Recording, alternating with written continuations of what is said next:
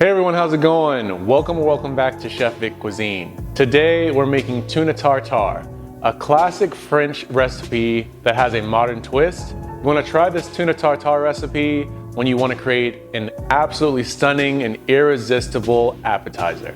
So let's get started.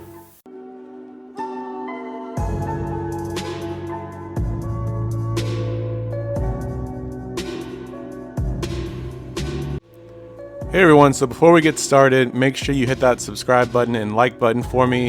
It really helps the channel out and helps you see more videos just like this. We're going to start off with some prep, beginning with one green onion stalk that we're going to finely dice along the length. We're going to follow that up with one large garlic clove. You want to smash that with the blunt side of a knife, remove the outer peel, and then using that knife you want to dice it into small minced bits. You can also use a garlic press to get the job done as well. And we're also going to need the juice of about half a lime, so you want to take a fresh lime and slice that in half for use later on in the recipe. And now for the star of our dish, we need 1 pound's worth of ahi tuna, making sure that that is sushi grade fillet. You want to gently rinse the tuna fillet before using it and then pat it dry. Generally, 1 pound of tuna is about 2 inches thick, depending on the size of the fillet. So using a sharp knife, we want to slice it along the width of the tuna fillet as evenly as possible. Here we're going to aim for creating 1-inch cubes of the fillet. So once we have our two 1-inch thick fillets, we want to go back with our knife and dice those up into smaller cubes. Take your time with this. They don't have to be perfect, but you want to aim for as uniform pieces as you can. I like using large chips to scoop the tartare with, so keep that in mind when you're slicing these. You want to have at least 1 or 2 portions of this with every chip. And once you have it all sliced like you want it, we can set this aside while we create our sauce. So in a medium-sized bowl, you want to add in 1 teaspoon's worth of ginger juice, your minced garlic clove, 1.5 tablespoons worth of soy sauce. Next, we're going to add the juice of half of a lime, 2 tablespoons worth of sweet chili sauce, 1 tablespoon of sesame oil, 1 tablespoon of sriracha sauce, 2 teaspoons worth of minced cilantro, as well as our diced green onion stalk. And for final touches to our sauce, we're going to add 1.5 tablespoons worth of both black sesame seeds, as well as 1.5 tablespoons worth of white sesame seeds. You want to take a whisk and whisk this bowl until all the ingredients are well combined. The final mixture should look something like this. Now we want to add in the diced tuna into the bowl and gently fold them into the rest of the ingredients until all the pieces are well coated. Let's cover the bowl with plastic wrap and allow the tuna to marinate for about 10 to 15 minutes. You do not want to marinate over 20 minutes or the tuna will begin to cure and the texture will change. So limit it to only marinating between 10 to 15 minutes.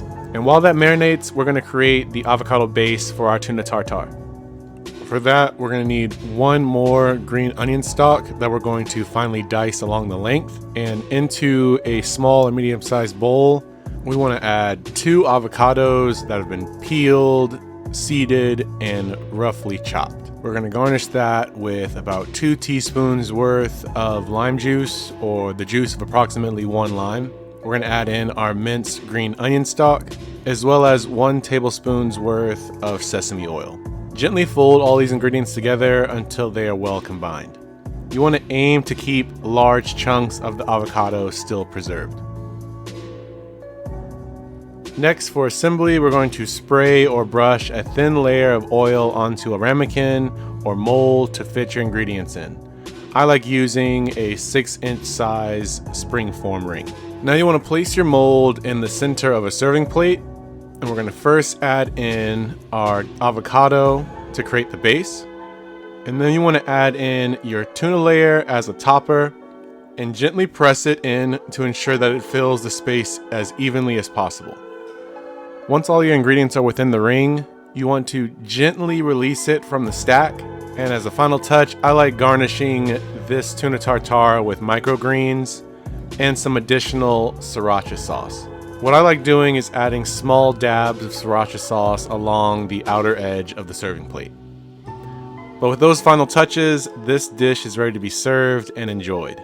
And just like that, you've made tuna tartare right at home. This is truly an outstanding dish. You're getting 5-star quality here. I cannot wait for you guys to try this at home. And when you do, be sure to tag me at Chef Vic Cuisine or hashtag Chef Vic Cuisine so I can see your great takes on this dish.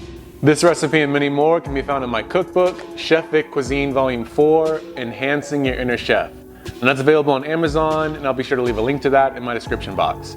And feel free to click the pop-up on your screen for more information on that as well. Thank you all so much for watching. I really hope you enjoyed learning how to make tuna tartare, and if you did, make sure you smash that like button for me. It's one of the best ways to show support for this channel. And if you haven't done so already, make sure you hit that subscribe button too to see more recipes just like this one. And sharing is caring, so if you enjoyed this recipe and think someone else will too, feel free to share this with all your family and friends. And stay tuned for next week where I show you how to make homemade brioche bread.